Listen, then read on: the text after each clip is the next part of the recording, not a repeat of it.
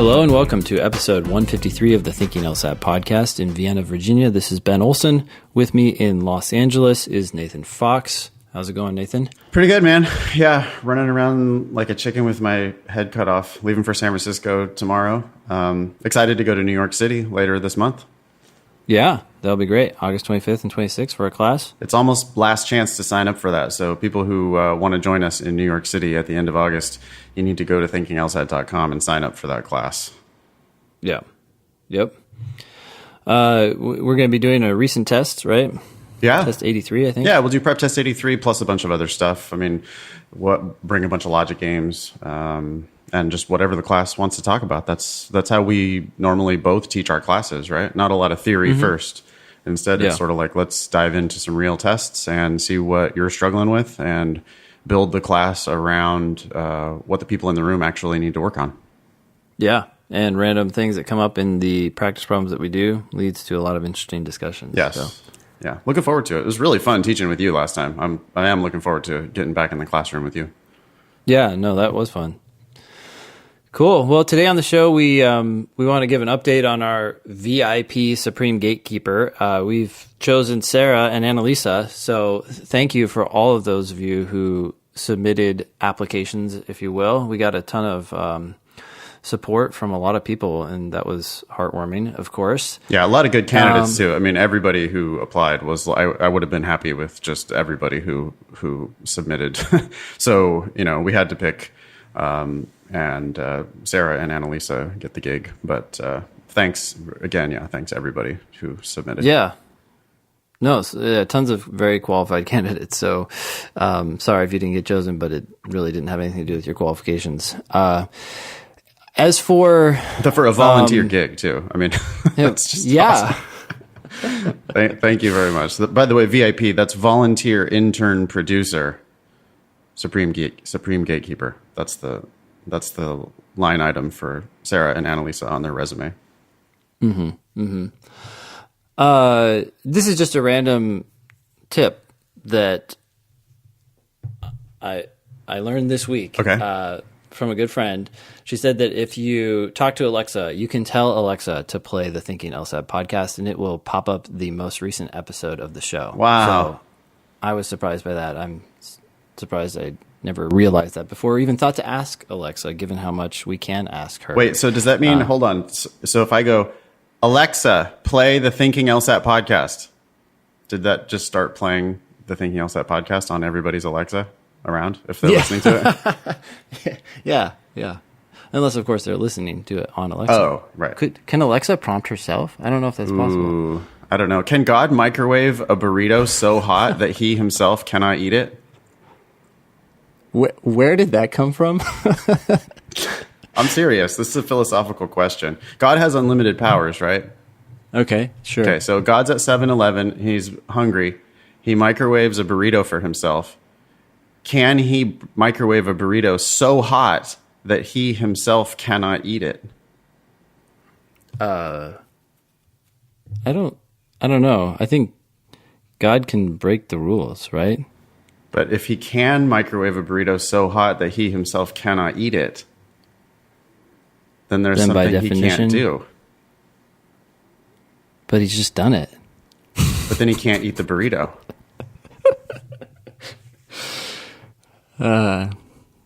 I don't know, Nathan. That's a conundrum. I think it must mean that God doesn't exist according to your logic. I don't know. It's just I'm struggling to understand the magical powers. That's all. Thank you. Okay. Yeah. So can Alexa prompt herself? See, I don't know. Alexa has magic powers too. Okay. Deep questions here that need to be resolved. Please write in and tell us. That's more important than any LSAT question you might be asking. Let me give you an update on the numbers. So, and I should say, if you guys have any questions, you can always email us at help@thinkinglsat.com. That's now going to go to Sarah and Annalisa, and they will kindly put your email on the agenda or direct you to the previous episodes that may have addressed those questions. So continue to write in. Yeah, thank you very much for all the questions to help@thinkinglsat.com. We really do appreciate that. For 4 years and 153 now episodes of the podcast, those emails have been going into the inbox of both me and Ben. And we have really appreciated the outpouring of questions and support for the show, but it has gotten to the point where it's just overwhelming, flooding our inboxes. And so we appreciate the questions very much, and we hope that you'll keep them coming. But those are now going to be filtered through our volunteer intern producers, Sarah and Annalisa. And I think the quality of the show is going to improve, because that just means that we're going to get more new ideas onto the top of the show, and less like stats debating, and less, when somebody's only listened to 1 or 2 episodes and they write in with a question, I mean, Sarah and Annalisa are going to be able to point them to an episode where we talked about that issue at length. And so it's just going to keep some of the repeated issues out of the podcast, and hopefully we'll get a little more timely, topical, new stuff into the show, as well as relieving a bit of stress from my life and from Ben's life. Yeah. All right. If you haven't joined the Thinking LSAT podcast group on Facebook, I would suggest doing that. It continues to grow. There are now over 700 members. We have 32 patrons on Patreon donating $166 every month. Thank you, as always. That's up 2 patrons, by the way, and they're each donating $1 a month, which makes me very happy. Really, when people sign up to donate $1 a month, it makes me super happy. I don't know why, but donate any amount. But even if you just want to give us $1, we really like that. It's like you're kind of on our team. Yeah, no, it's very nice. We also have 302 ratings and 80 reviews on iTunes. Oh, okay. So the reviews are people who have actually written something. Yeah. And I looked at the reviews because, we've been talking about it on recent episodes. There was a hilarious one at the top of the most recent review on iTunes was hilarious.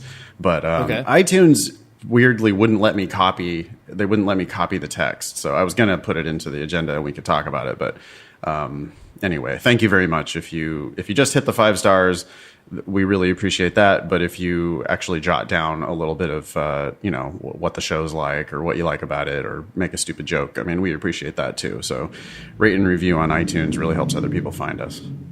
Yeah. Thank you. Please hook us up with your pre-law societies or society, whatever connections you have. To facilitate that, you can email podcast@thinkinglsat.com. I think that's Annalisa, right? Yes. Who's managing that. But no, Cassidy. She will... Oh, Cassidy. Sorry, Cassidy. Thank you. Podcast@thinkinglsat.com. Please email Cassidy at that email address and connect your pre-law society with her. She will then connect them with us, and we will continue to give them good stuff that they can then push to their members. But don't worry, it won't be every day, just every other day. That helps us to share resources with your pre-law society or with your pre-law advisor. I mean, the pre-law advisors out there are like so terrible, Ben. In so many cases, we hear such bad advice coming from pre-law advisors. And maybe we can help to educate your pre-law advisors. If you just tell us who they are, we can start to send them timely tips and newsletters and stuff like that. I don't know exactly what we're going to do, but we can get in touch with them and we can help them be better at their jobs.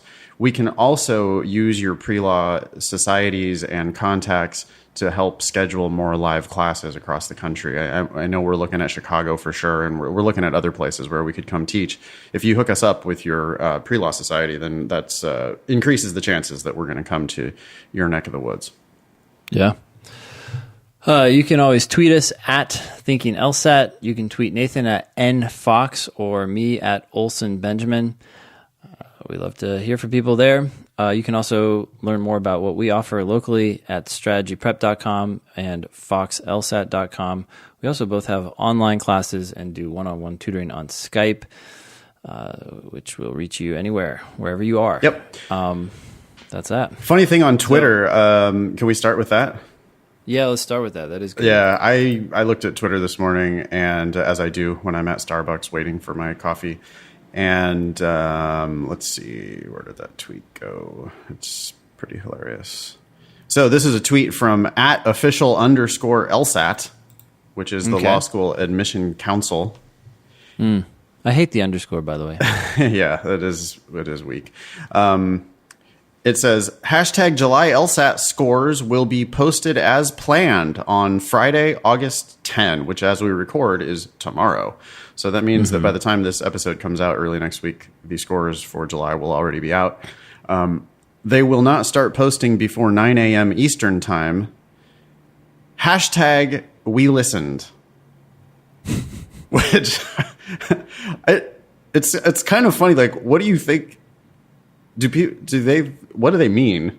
What are they talking about? I don't know. I guess people want it to come at a predictable time. They don't like the uncertainty of when it will arrive in their inbox. Is it potentially coming out? I thought maybe it's coming out earlier. No, it sounds like it's on time, which is better. Oh.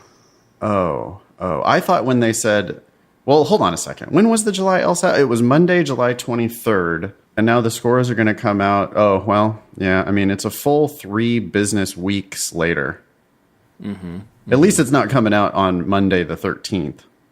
That would be actually 21 days. But instead, It's coming out.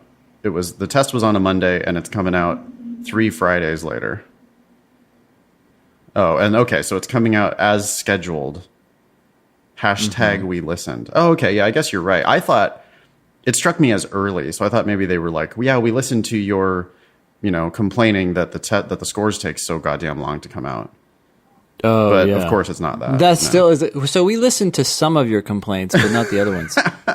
I was hoping that they had hashtag we listened to the Thinking LSAT podcast, in which case they would modernize and they would start putting the scores out something more reasonably than 3 whole goddamn weeks after the test for a test that's on Scantron, and it takes them 3 weeks to send out an email with your score.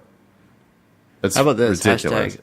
It is ridiculous. I mean, they just, I guess they need time or whatever to collect all the tests. But it's the problem of a paper-based test, right? They're still stuck in the 90s, so that's their issue. I mean, yeah, but still, like, Scantrons are pretty goddamn fast machines, right? Like, I think the issue is shipping this test back, no? fucking FedEx overnight shit, like, around the world, 24 hours. Yeah. That shit should be back in... Listen. Let's get cut into their profit margins. I mean, for the nonprofit organization. Every single person in the room is paying $190 to take the test. Yeah. How much does FedEx cost? How much can it possibly cost to pay somebody? You're paying somebody $10 an hour in Newtown, Pennsylvania, or to run the sheets through the Scantron machine. I mean, come on, Ben. The test is on a Monday.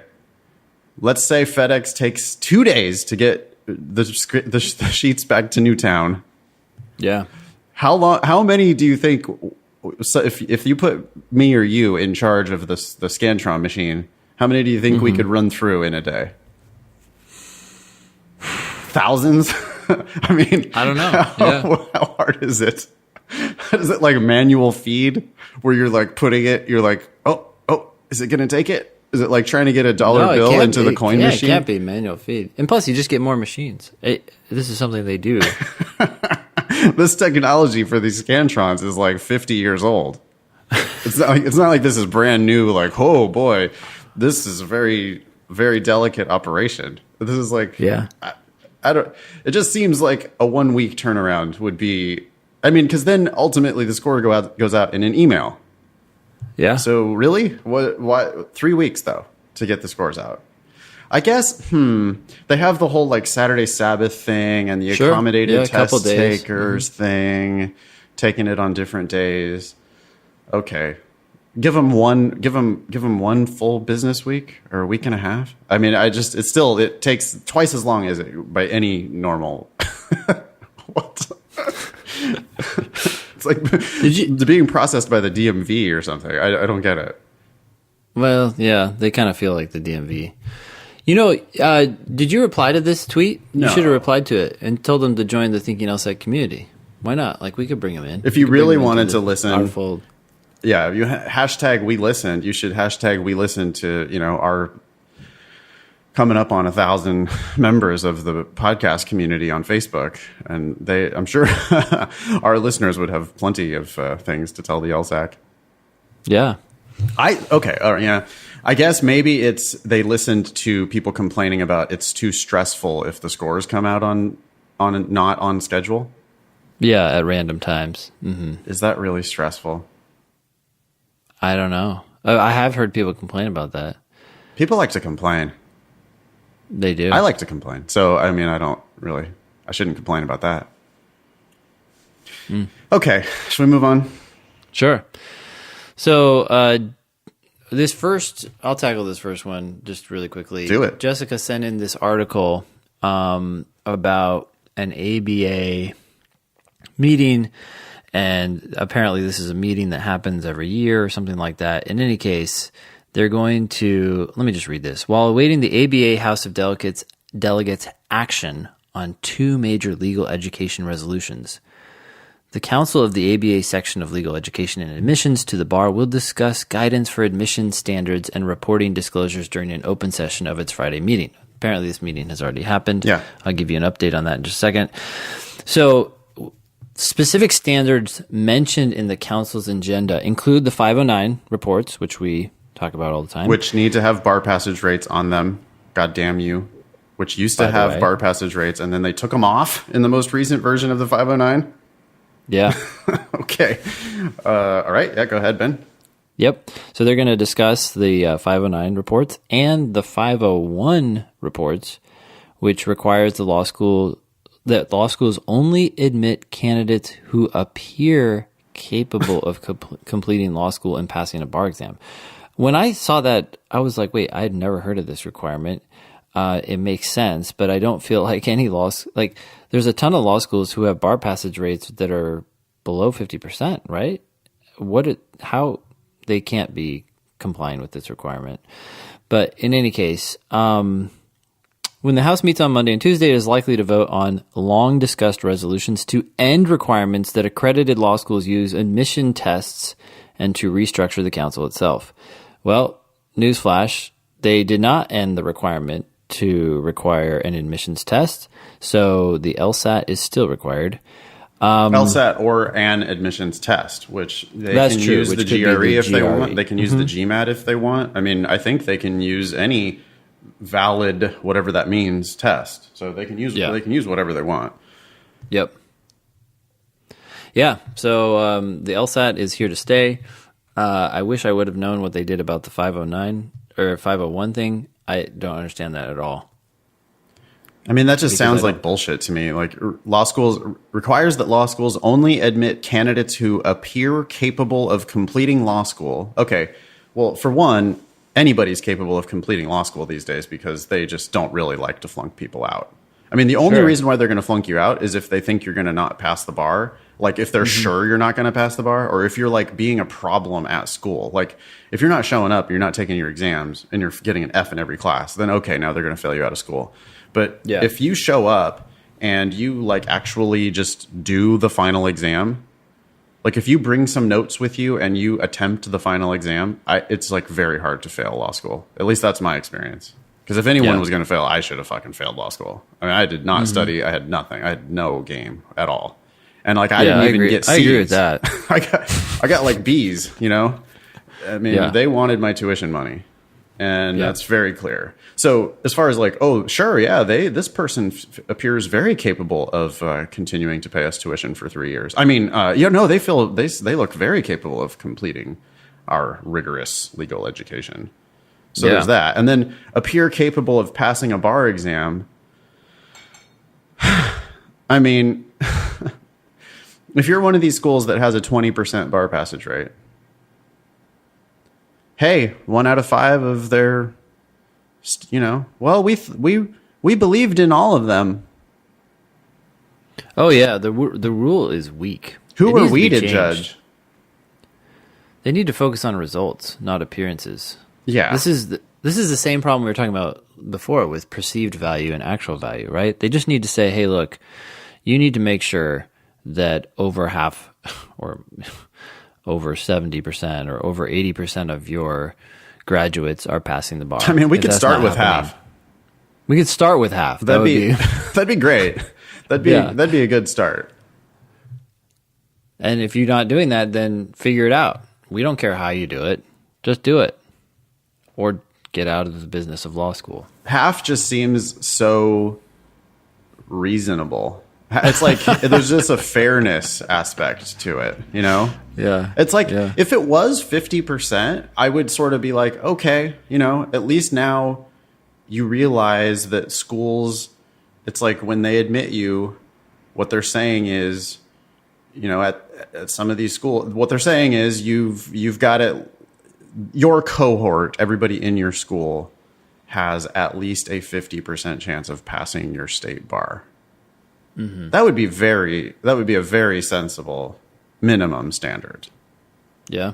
I mean, higher than that would also be good, but like it's sort of then you would at least have, well, okay, you know, they don't have to be so uptight, because I do agree that like we want to give people chances, you know?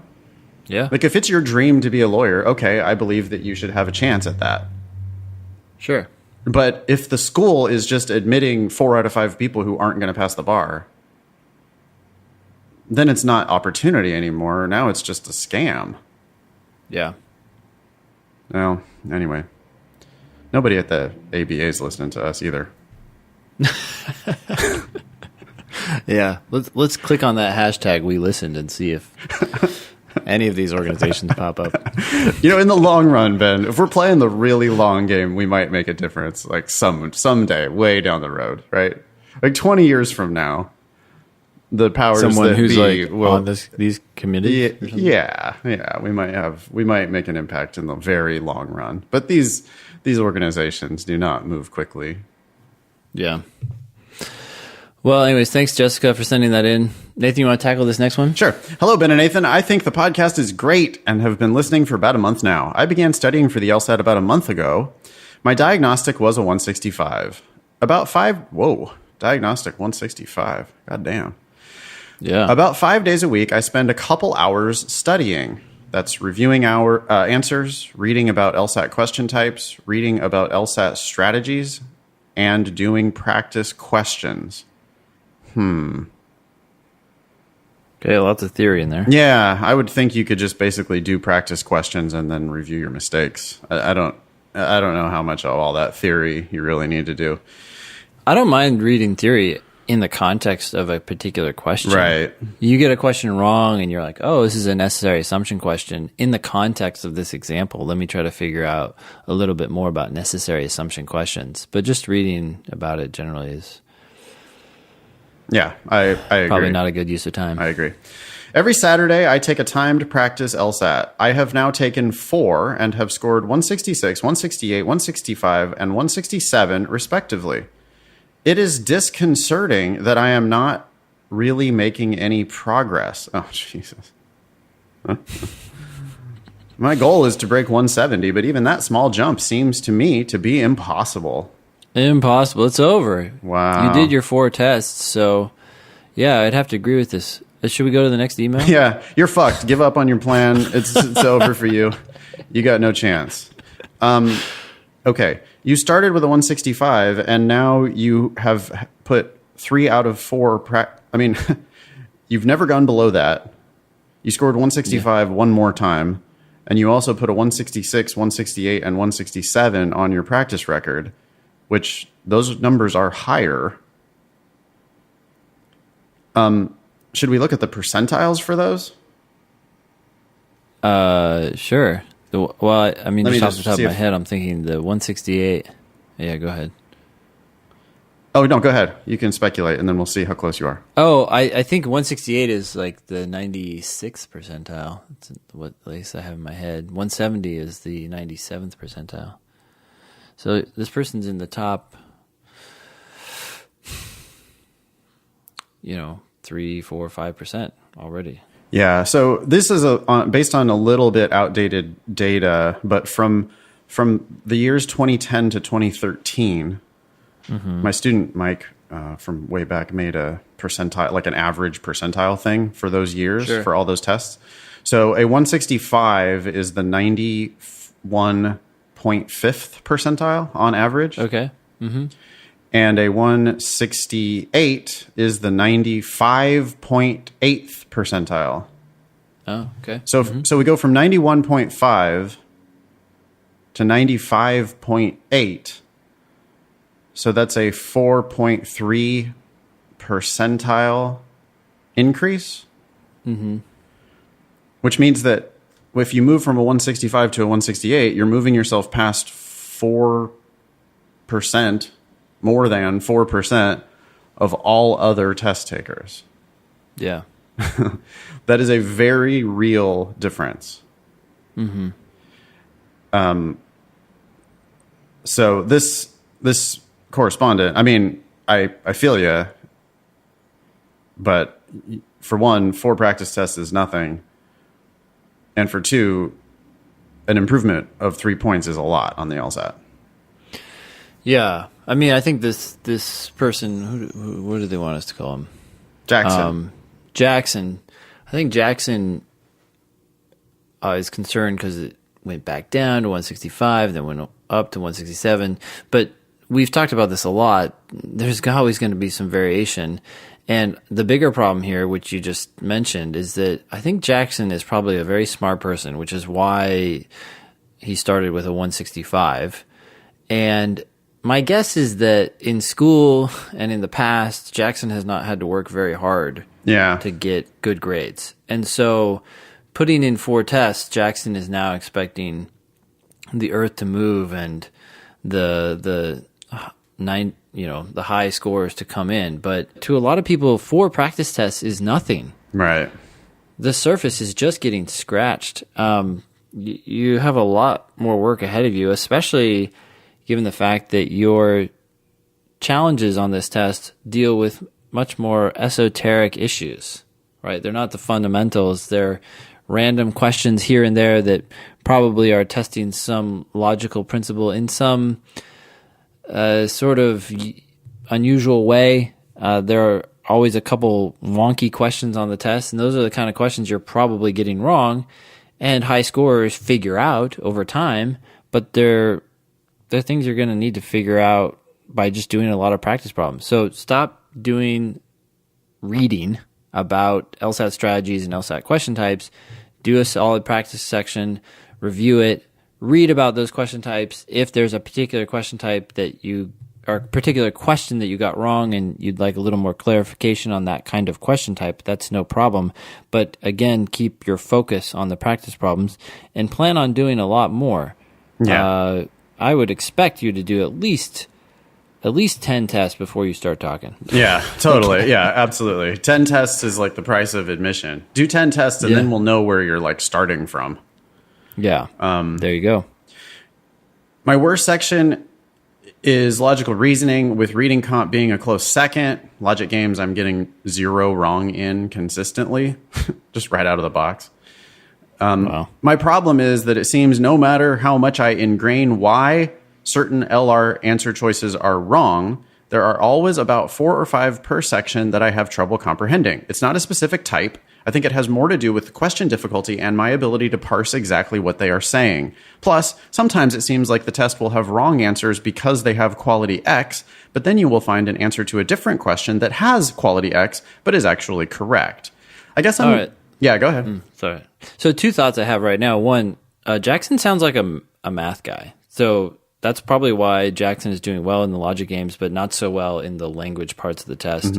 So Jackson, you need to get better at reading sentences and understanding them. You say, I have trouble comprehending them. Slow down, make sure you understand that sentence, translate it into your own words, and just keep doing that so you get better at parsing through the language. The second thing here is when you say, I feel like some answers are correct in some cases but wrong in others, that does happen, but that's because we're always looking for the best answer, not necessarily the right answer. And so even if an answer is very weak, it still may be the answer that most strengthens the conclusion because it strengthens it more than the other 4, Whereas that answer in another strengthened question might be wrong because there was another answer that actually strengthened it even more. Yep. So don't stress about that. Just try to understand that this is a hierarchy and we're not looking for the correct answer. We're looking for the most correct answer. Yeah, people like to quibble with answer choices. And I get it. You want to be very critical of the answer choices. But they won't like that this answer has this one little, certain characteristic, which if you interpret it in this one way, it would make it incorrect. And then I go, okay, yeah, but what answer are you going to pick, though? Yeah, that's what I always say, and it happened just last night. It's like, okay, well, what's your alternative? Well, I don't have an alternative, or I chose B, but B relies on this assumption. What do you think about that assumption? Well, it's really horrible. Yeah, how much worse is it than the answer that is correct? It's worse. So then why are we having this discussion? Just pick the one that's best, even though it's not perfect. Yeah. Yeah, there is one credited answer, and you have to interpret the question in such a way that makes that answer right. Like the wrong answers are wrong, and the right answer is the right answer. Like one of them, I don't know, maybe that sounds like circular logic, but we don't do any of that. Yeah. No, I mean, you have to, I think your tip is right. You have to pick the best answer. And as far as your first tip was also really good, Ben. The thing about when he's saying he's having a hard time parsing, there's just 4 or 5 of these logical reasoning questions that I have a hard time understanding. Mm-hmm. That's the fucking answer, dude. When those arguments don't make sense, that's the answer. So you're not allowed to just go, well, I don't get it. I don't understand. I'm confused. This one. Oh, man. What are they even saying? No. Yeah.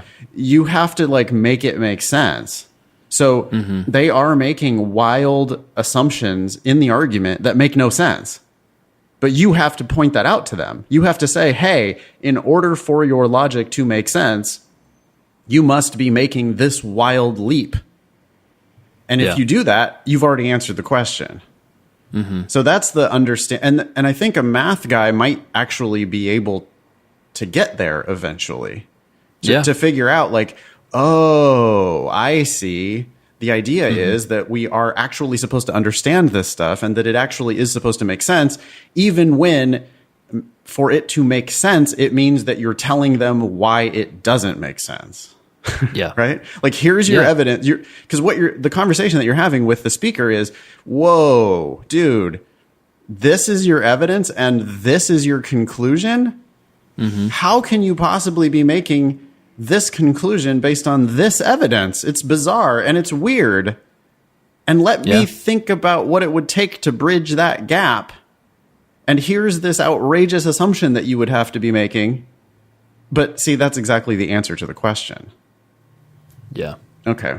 And I think if Jackson just puts in more reps, he's gonna see that, right? Mm-hmm. Mm-hmm. Because he's just he doesn't have enough experience to understand that that's what's going on. Yeah. Okay, he continues. I guess I'm just looking for peace of mind from 2 people who have worked with many LSAT takers and presumably many who have been in my position. Is improvement likely to happen if I keep working at it? Have you seen others move from the mid to high 160s into the 170s? Jackson, you're fine. You're going to break into the 170s if you keep going. Yeah, you can't possibly do 40 tests without getting into the 170s. Yep. And if you're like, oh my God, 40 tests, that's too much work, I don't want to do it. Well, then good. You're not a lawyer. Move on and do something else. That's fine. That's totally fine. Yeah. I mean that literally. I'm not saying everybody has to do 40 tests. Yeah. But I am saying you're not ready. Mm-hmm. I guarantee you, Jackson, you will get into the 170s if you do 40 tests. It probably won't take you anything close to 40 tests. Yep. But if 40 tests is an intimidating amount of work, then you probably don't want to be a lawyer anyway. Yeah. So that's fine. The LSAT is partially a test of how hard you can work. Mm-hmm. And if you're not willing to work that hard, then that's probably a good thing for you to figure out now and just not go to law school, because there's a million other things a smart guy can do. Yeah. Like, Jackson, you have a math brain, apparently. Why don't you go work for NASA? Yeah. Get us to Mars. We need an alternative place to live anyway. Just cure cancer. Cure cancer. Well, yeah, I don't that know. would be better. I don't know. Make my fucking iPhone battery work better. Like, do something. I don't know. All right. Thank you, Jackson. P.S. I'm currently going through Khan Academy because it offers 10 free prep tests, but plan to move to both your online courses and prep test books once I am done. I plan to take the LSAT in November. PSS, love your books, Nathan. Aw. Thank you very much. Okay. What are those 10 tests that are offered through Khan? Do we know the prep test numbers on those? I don't know the prep test numbers, but I'm sorry, but that's a stupid reason to take Khan Academy. If you're planning to pay for both of our classes, you're going to get all the recent tests that you need. And if for some reason you need more, I think we'd both be happy to give you more. So, well, you can buy a book of 10 on Amazon that are more recent for $30 or $25. Yeah. You can buy a book of 10 tests for $25. Like, how much is your time worth, Jackson? Yeah. You know, you're saving $25 literally, and you're also working on potentially old prep tests, because that's probably what they're giving away, is like the really old tests. Yeah, I don't know what they're giving away, but I would not be confident in their explanations given what we've already seen. I think he's probably reading a lot about the different question types because of Khan Academy. I think they have tons of reading on that. And Khan is telling them about principal questions. Let me tell you about this special type. And lumping what are obviously, some of them are must be trues and some of them are strengthen questions, and Khan is lumping them into some weird principle category, like making it look all overcomplicated and weird. Yeah. Stop today. Yeah. Go ahead and, Jackson, strategyprep.com/free is Ben's free class. foxlsat.com/free is my free class. Do those right away. Get a book of more recent tests. Decide whether you want to work with Ben or me. Sign up for one of those classes and just get working on it for real.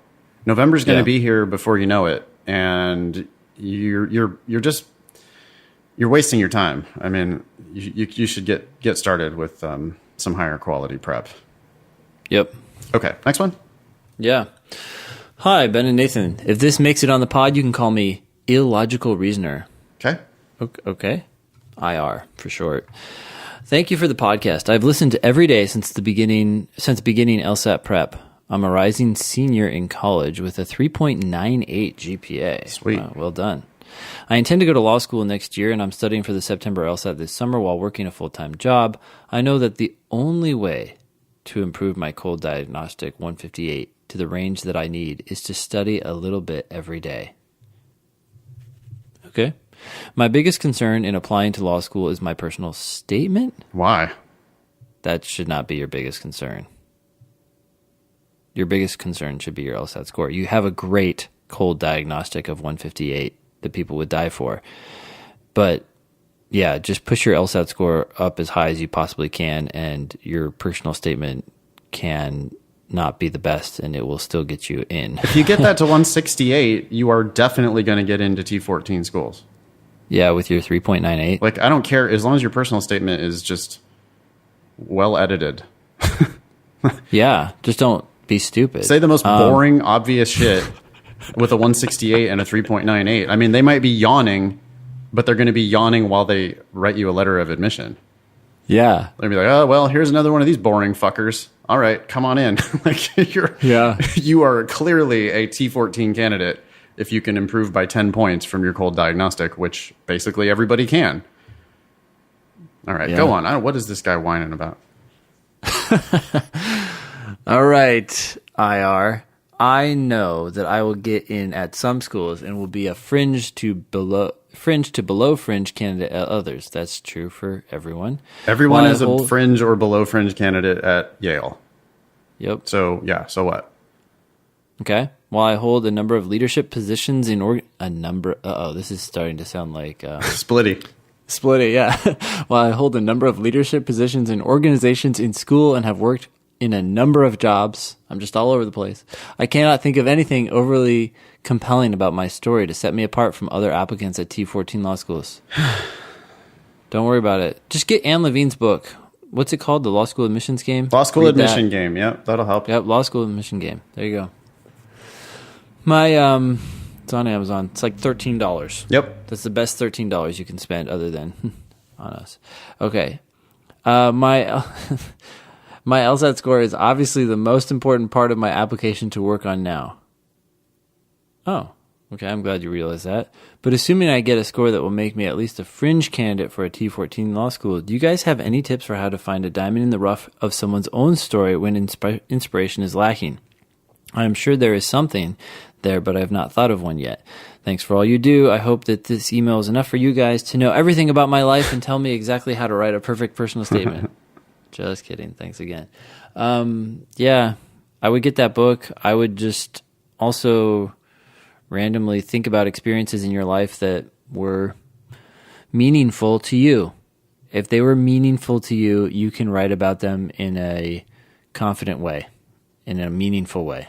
If you're trying to think of experiences in your life that you think that others would find meaningful, you're probably going to suffer. You just have to think about things that are actually important to you, and then it'll be easier to write about. Talk about a class you took this year where you got an A+.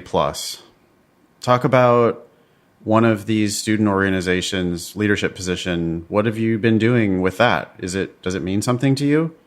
Yeah. I mean, why did you seek that position?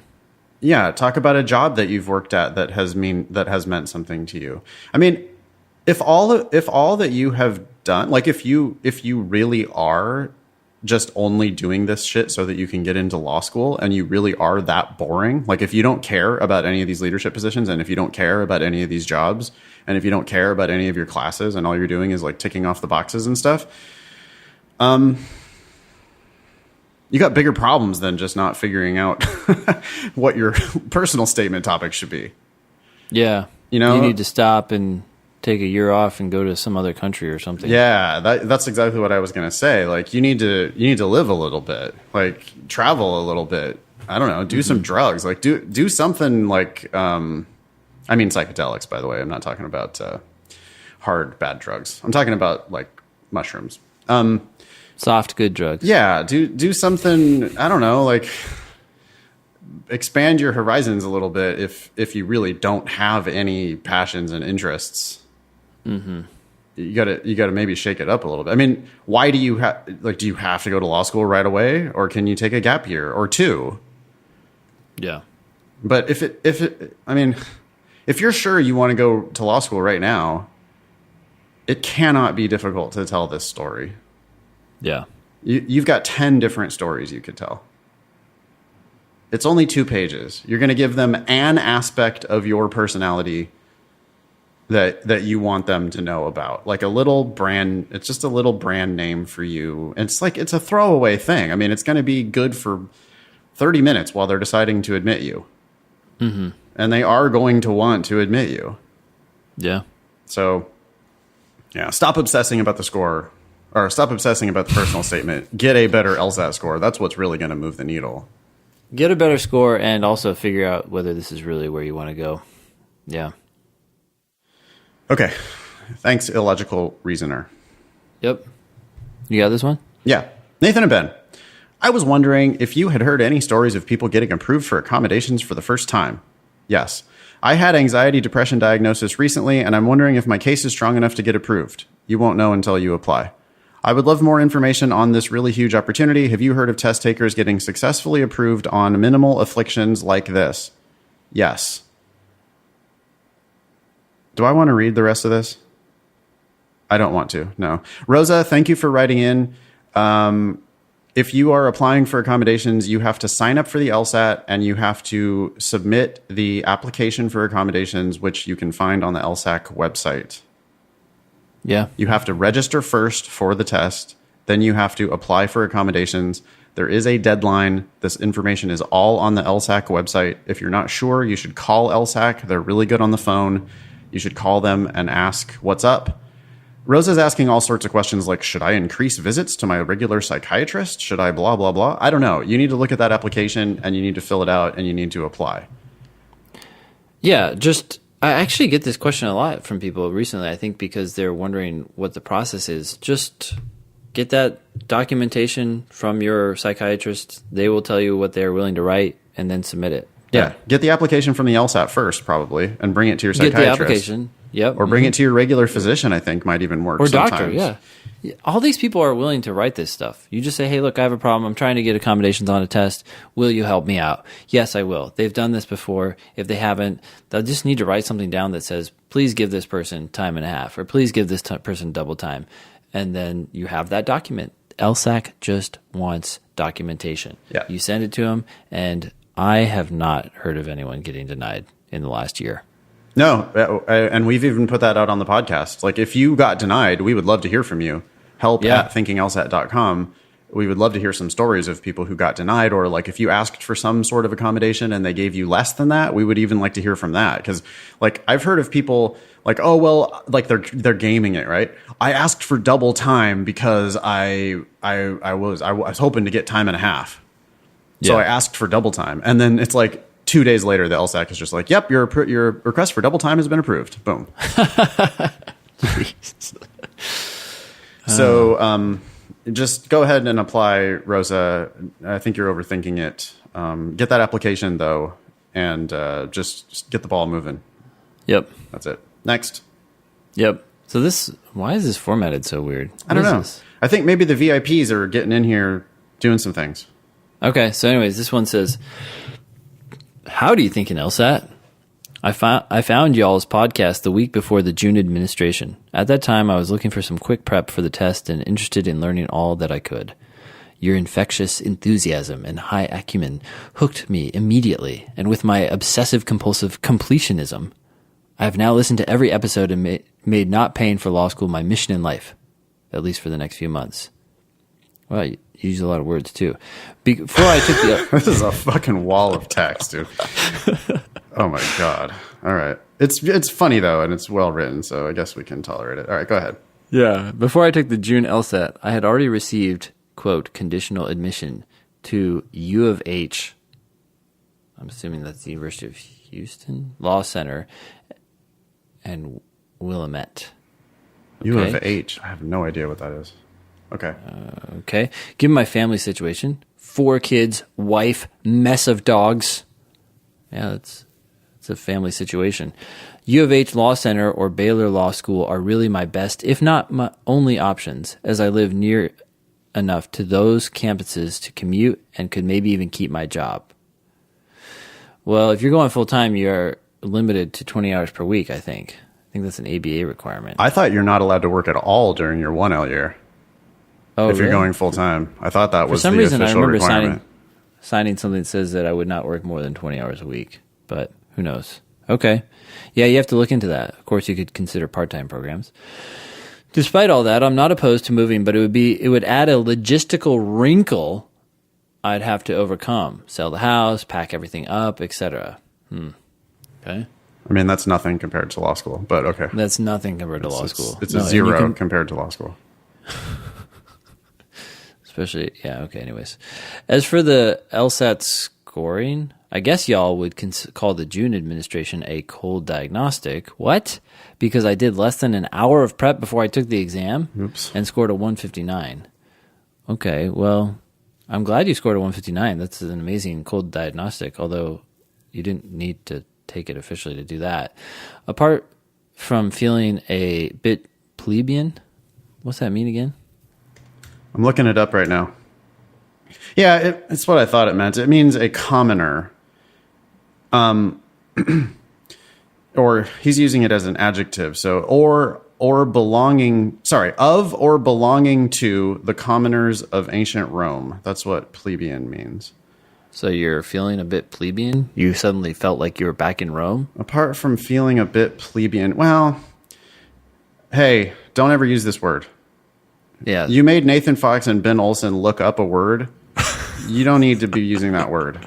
I would have just gone right past it, but since we're talking about it on the podcast, like, we'll look it up and actually talk about the definition.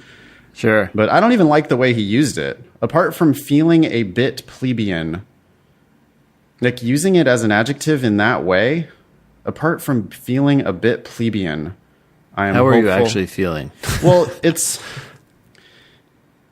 like shoehorned in. It's like you're trying too hard. This is a perfect example of where using some fancy word makes you look dumber. Yep. I mean, I don't really think that this person is dumb at all, but it's annoying. It's like you are not going to make people happy with that phrase. You're going to make everybody just be mildly annoyed. Like you just a little sour taste in everybody's mouth when they read that. Okay. Yeah. Anyway, sorry. Yeah, be careful about your personal statement when you write it. You're going to be prone to writing with big words. Just chill the fuck out. Like, just make it more conversational. God damn. Yeah. Do you say this at the bar when you meet people? Apart from feeling a bit plebeian, I'd like another drink. Yeah. It's just not going to be said. I am hopeful that with proper study and prep, I could improve to the 170s for September. Quick note, please don't yell at me for taking the test without studying before finding your podcast. I thought it was blah, blah. I don't care about all your other tests. Next. Oh my gosh. Who cares? CPA. Whoa. Oh, LSAC calculates my UGPA as a 2.3. Oh, also, I'm asking for time and a half accommodations with my back issues with appropriate documentation. I think that will help tremendously because I had to guess on 4 or 5 questions running out of time. This shows the problem with the accommodations. It really does. I mean, I want to, like, we talk about the accommodations thing too much, I think, so we should probably just stop. Yeah. But I want to say this. Most people do not have enough time to finish the sections in 35 minutes. Most people shouldn't finish. And you can score like 80th percentile or 85th percentile or even 90th percentile without finishing the sections.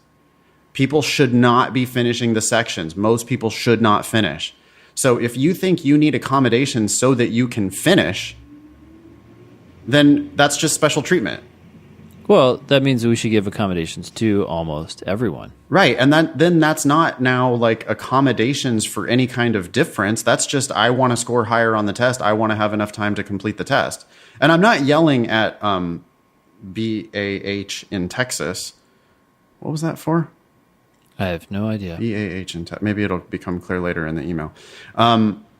I'm not yelling at you. I don't blame you for like applying for any accommodations that you think you deserve. But if by some stroke of magic, like someone who has power is listening to this, most people shouldn't be finishing. And if you're giving accommodations so that people have time to finish, then you are not leveling the playing field. You're actually giving an unfair advantage to people who are getting more time. Mm-hmm. Especially someone who has a cold diagnostic of 159. Exactly. 158. Right. This is somebody whose cold score is way above the 50th percentile. That's with no prep. And you're already way above the 50th percentile. And now this person's going to get extra time because they had to, I had to guess on 4 or 5 questions. Mm-hmm. Like, yeah, I mean, everybody should be. Most normal people should be. And you could totally go to law school with that. So I don't know. I'm yelling at the LSAC because their report. Remember that report we talked about on one of the earlier episodes, where it was like most people who get accommodations have enough time to finish. That's odd. That's odd because most normal people do not. I was giving practice sections in class last night. I gave a section of logical reasoning and a section of reading comprehension. And not one of my students finished either of those sections in the 35 minutes. Yeah. So most people should, and I'm yelling at them continuously about accuracy, and their scores are improving because they're focusing on accuracy and not speed. And so I don't know. I mean, time and a half is like an unfair amount of time. Yeah. Time and a half is already basically unlimited time. For most people, right? Now, if you have, I mean, obviously people have major issues that I feel like it is fair that we accommodate for. Yeah. But this just sounds like, man, my back hurts. I want to get extra time. They're probably going to give it to you too. Yeah. I don't know. I don't know. Okay, I'll shut up. I'm sorry. Yeah. I don't know. I mean, I agree. So B.A.H. Ba continues. LSAC calculates my UGPA as a 2.3, Oof. but over half of my undergraduate coursework has been at a what the heck? I can't say it right. Competency. Competency. I'm not competent in saying competency. What is wrong with me? You keep saying competency. I know. I have this like I told you I have some like problem. I should have gotten accommodations. I really can't pronounce things. I just remember them, how they're pronounced. Competency. What there you the go. heck? Okay. God damn. Competency-based university. Wait, hold on. So, but over my half of my undergraduate coursework has been at a competency-based university where there is no GPA. Okay, so what? The GPA that you were given was low for the classes that you did get GPA for. Everything is essentially pass-fail on average, and I complete about 40 hours a semester. What? My questions are these. How would I go about explaining, and would an addendum that explains this hurt worse than help? No, you need to explain your GPA, and you need to come up with a good way of explaining it. Does your personal statement service... Oh, I was looking at that as a verb. Does your personal statement service include some help on addenda? Nope. Also, I have completed 3 masters and I am in the middle of a 3rd undergraduate degree, which I'm also not sure how will be received in an addendum, trying to explain the poor statistics LSAC has generated. No, don't blame LSAC. Gosh. I know. Take responsibility for the fact that you got a 2.3. You can't do that without doing poorly in a class. You need to explain why you did poorly in those classes or point them in a different direction. Gosh. 3 masters and a 3rd undergraduate degree. What are you doing? Are you going to law school because you're addicted to school? I really don't get it. A 3rd undergraduate degree? I don't understand what's going on. Neither do I. Okay. And without asking for any stats I'm hoping for some insight from y'all's network and knowledge about possible fluorides in the flyover state, specifically Texas, as that is where I am. You're just going to have to look at your schools, look at the 509 reports for the schools that you're interested in, and figure it out. Well, we also just have that recent thing posted in the last episode, right? Of the top 50 from above the law with scholarships. So you can check that out. Maybe there's something in Texas. Yeah. This is interesting. He says, in all cases, thanks for the podcast and even offering this type of Q&A. Sure. I hope we've answered some of your questions. If I hadn't stumbled across Thinking LSAT on Podcast Republic, I've never even heard of that, I'd probably still think that it was just another test and giving another dry run try in July. Well, good. I'm glad you found the show. I genuinely think that y'all have changed a life, and by extension, 5 others in my family with what all you have done. Great. Until next, gig'em and God bless. Gig'em? What does that mean? No fucking clue. That sounds like some Texas shit. I don't know.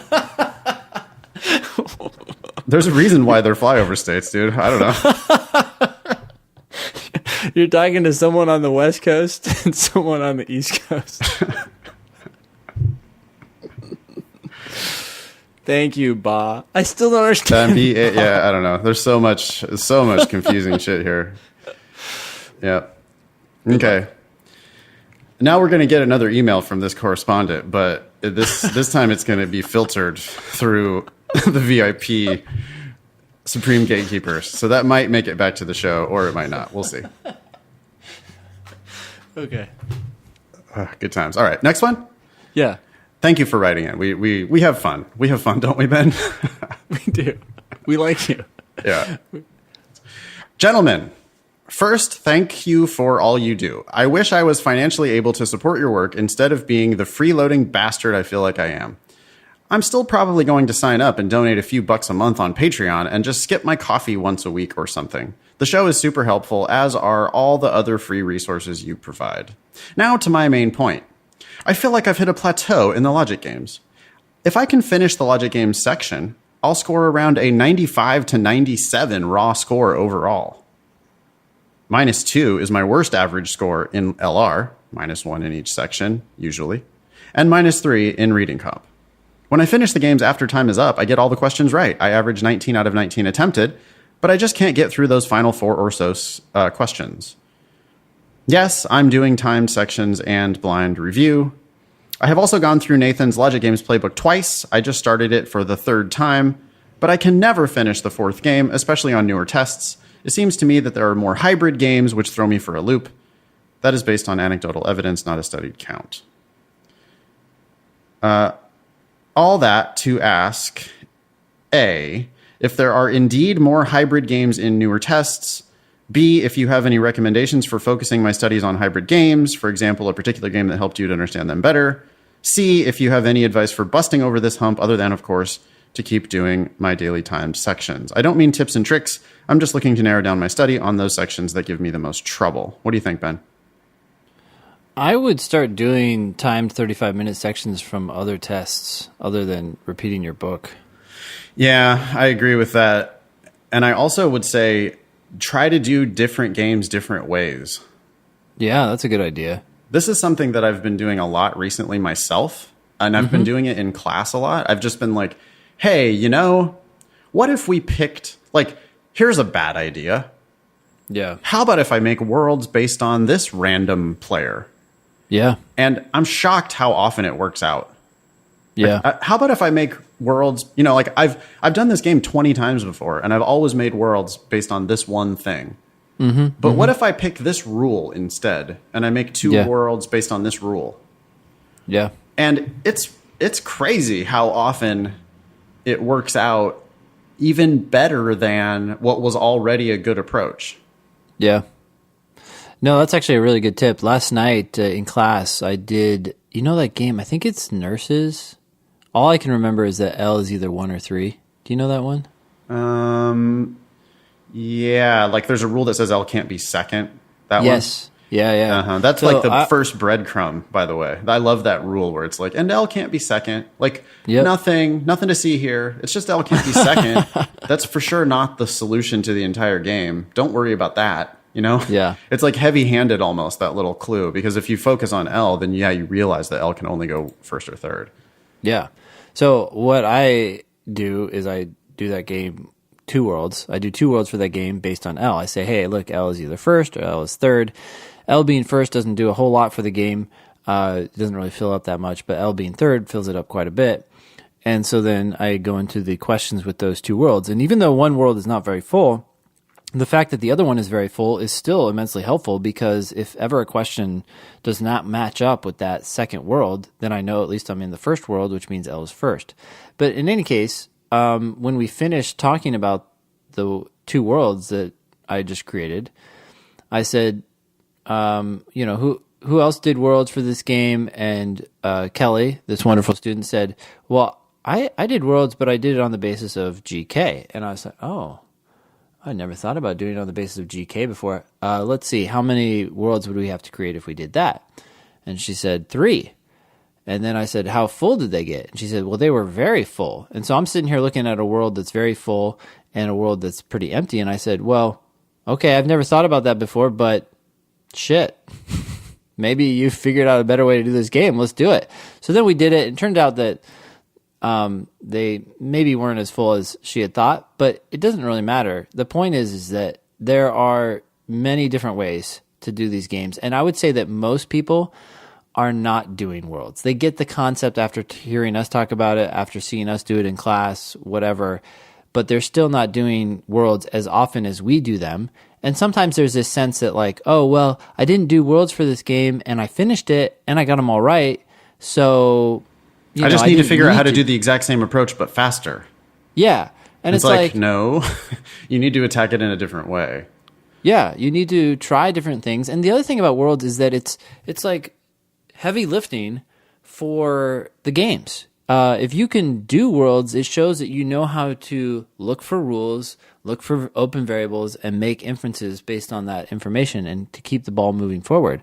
So even if you did well on a game, can you do it a different way? Are you a flexible thinker? Are you a flexible games taker?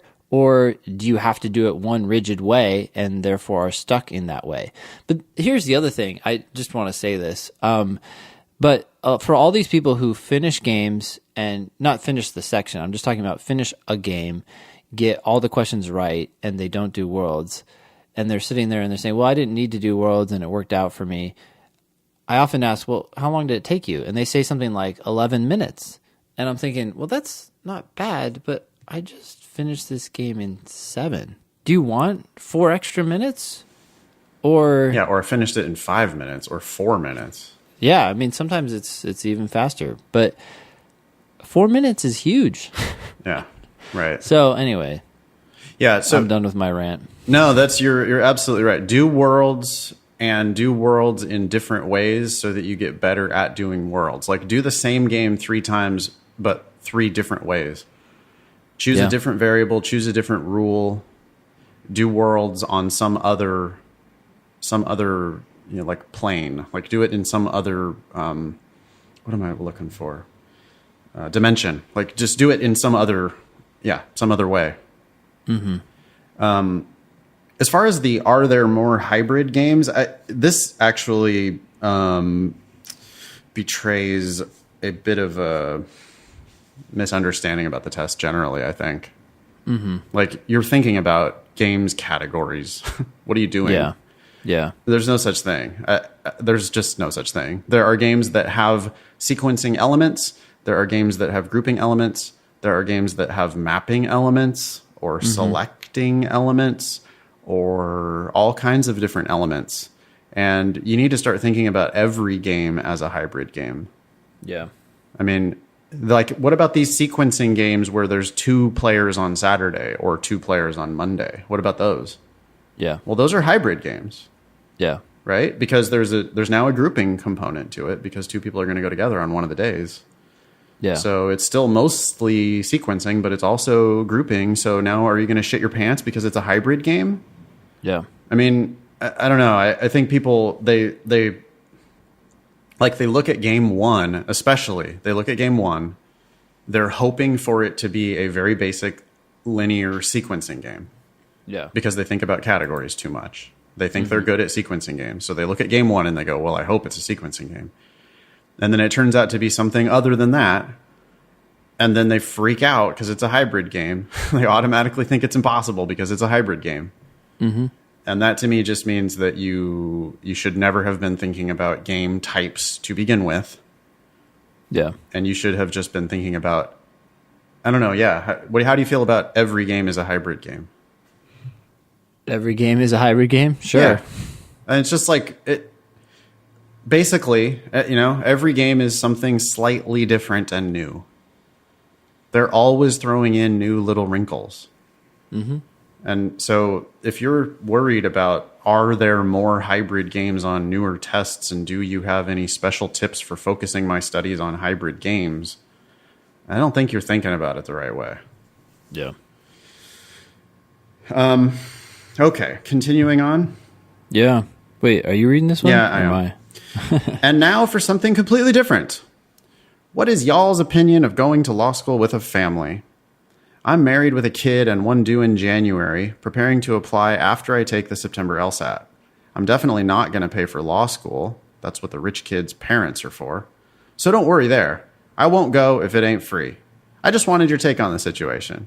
I don't know if I'm a non-traditional student, but I've got 2 kids at 26 and have put myself through undergrad while my wife has been a stay-at-home mom. Wouldn't that make me hyper-traditional? I don't know. Well, I mean, it makes you pretty basic as far as, like, Americans are concerned, but it doesn't make you hyper-traditional for law students. Probably back in the old days, people used to go to law school with kids all the time. Yeah. Right? Nowadays, you're going to be competing against a bunch of single people who, anyways, Gunners. don't have kids. Yeah. Yeah. Gunners. No, you don't want to appear to be a gunner, according to that one admissions consultant agency that will remain nameless. Yes, you do. You absolutely want to be a gunner. What are our thoughts about that? I would have a serious conversation with your wife about what your life is going to look like so that you just go into it with expectations of how to manage your time and your money. Yeah, see to if you avoid can, problems. Like as part of that very serious, frank conversation that you need to have, you should Google, I don't know if you can find this information, but like divorce rates for law school. Yeah. Divorce rates for law school, divorce rates for lawyers, drug and alcohol dependency rates for law students and for lawyers. Mm-hmm. You need to talk to your wife about all that. Yeah.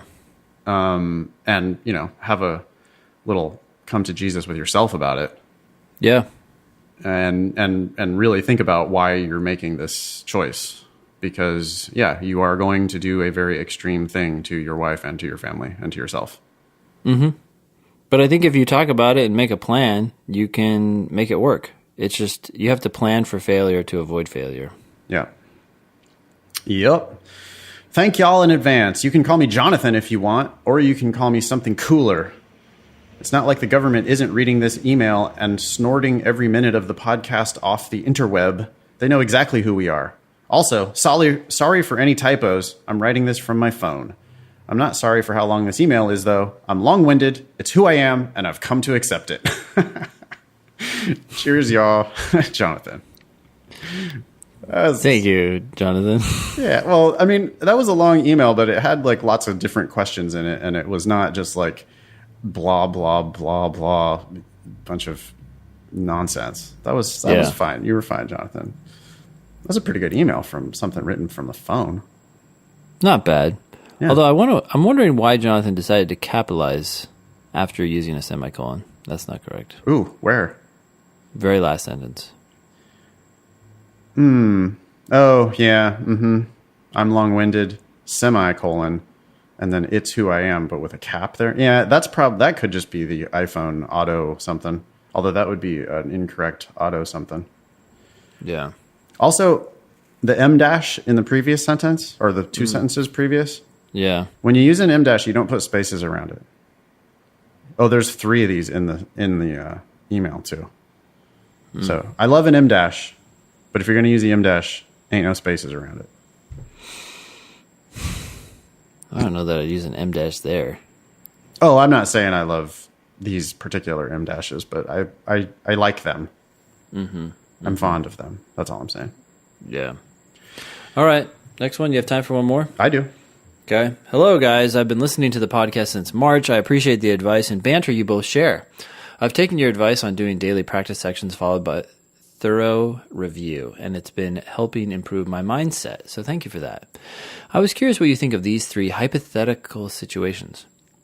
Imagine you come across a test taker who scored a 170 but missed all 10 questions on a single section. That's assuming you get 10 wrong to get a 170, but oh, yes, this is what he says. Assuming the curve is minus 10 for a 170. Yes. In your opinion, which scenario would be the most concerning to see a prospective law student experience? The student who misses all 10 in logical reasoning, a student who misses all 10 in the games, and a student who misses all 10 in reading comprehension. Okay. He goes on, my thoughts are varied. Well, I guess we should stop here for a second. What would be the most concerning? Yeah, I don't think we care about this correspondence thoughts. We can give our thoughts. That's what people want. Yep. My gut says I would be least concerned about the minus 10 on games. Okay. And that's just, well, actually, I mean, is this like a cold diagnostic? Or is this somebody who has been studying for a while? Well, wait, I think this is... Are you asking... Oh, this is for actually somebody in law school. Like you're not... Yeah. Oh. Are you going to succeed in law school? Okay, having great. been the person who got minus 10 in reading comp. Good. That's a more interesting question. Yeah. If you're prepping for the LSAT, the minus 10 in games is by far easiest to fix. But if you're like going to law school with this... So would you rather have perfect reading comp, perfect games, and minus 10 LR? Or would you rather have perfect LR, perfect games, minus 10 RC? So I'd rather have the person have minus 10 in LR because that really just means they got minus 5 in each section. So. It says on an LR section. Yeah, but then they'd have to get minus 20. They'd have to get perfect on the other one. Yeah, okay. So this is a little flawed. The reality is I don't care. I think that there are different... I think there are different skill sets that people are going to bring to the table when they go to law school. I think that if you want to talk about success in law school, you got to be good at reading. So I would be most concerned about an applicant who had -10 in reading comprehension. I think you're going to struggle the most because you got to read a ton of cases, and apparently you're not very good at following the structure or the details. And that's why you're getting -10 in reading comp, even though you're acing logical reasoning and you're acing the games. So when it comes to law school itself, I would be most concerned about people who suck at reading comp. Yeah. But in terms of life, who cares? I mean, if you're good at the games and you suck at reading comp, then you're going to go off and be maybe an antitrust lawyer. That's great. You can use your math skills to do law in an area of the world that requires very precise analytical thinking, but maybe not so much about reading. Yeah. But if you suck at games and you're very good at, you aced reading comprehension, then you're going to go succeed in law in somewhere else. I don't know that this matters too much. All of these people scored a 170 on the LSAT, which means that you're plenty bright enough to cut it as a lawyer. Like, I'm not worried about any of these people. Yeah. I'm least concerned about -10 in games, just because games is like this weird esoteric thing, and lawyers tend not to be sort of mathy, and there's a mathy kind of a thing, and you could just be getting intimidated because these are weird logic puzzles, and who knows, like, you just don't think you're good at games, or you don't think you're good at math or whatever like that. So then I really wouldn't care about that at all. I agree with Ben. If you're -10 on reading comp, and then it's like, whoa, are you just being lazy, or do you actually have like some reading problem or what? But then the truth is, no one would ever be -10 on RC but be acing the logical reasoning. That's not a thing. And it's not a thing the other way around either. No one's going to ace RC and be -10 on LR. That's also not a thing. So unless you just didn't prep, right? Because I mean, like, you on LR and on games, you could just not have prepped. Yeah, I don't know. Yeah. Okay. So do we want to thank you for writing in? Thanks for writing in. I guess we don't have a name here, but we appreciate your crazy, wild hypothetical. Thank you very much. Okay. Yeah, I was trying to look at the end of this. Oh, if you want to read it, you can. Well, I was just wondering if there's anything interesting here. Typically, the questions I missed are past number 18. That's true for most people because they get harder. I'm trying to consistently reach a designated mark of answering 15 questions in 15 minutes. Boo. Boo. Boo. Wherever you got that advice, stop listening to that advice. If you made that up yourself, then stop. Stop it. That's an arbitrary, like 10 questions in 10 minutes or 15 questions in 15 minutes. That's your fucking problem. Stop it. You're not thinking about the question in front of you. Just do the one question in front of you and get it right. Stop with these stupid timing targets. Do you remember which company made that video that we were making fun of like 6 months ago, where they said, it was a big company, and they said you have 1 minute and 23 seconds or something for each question in logical reasoning. Do you remember this? I don't know. I do know that the Power Score book that I first taught out of said 85 seconds per question on the logical reasoning. Oh my goodness. Which is just exactly counterproductive. Like, that is not what you should be thinking about ever. Yeah. Were you going to start reading a question and then look at your watch and be like, okay, 85 seconds. That's not going to mess you up. You're not going to get stressed about that at all. Oh, it's at 80 seconds. Okay, well, I'm just going to go into the next one so we can get moving here. Yeah, I've spent 86 seconds on this question. I have to just guess and move on. Yeah. No, absolutely not. All right. Well, anyways, thank you for writing in, as always. We love what we do, and we love that you guys support us. So let's see. That was episode 153. Thanks all y'all for listening. Nice knowing you. Don't pay for law school.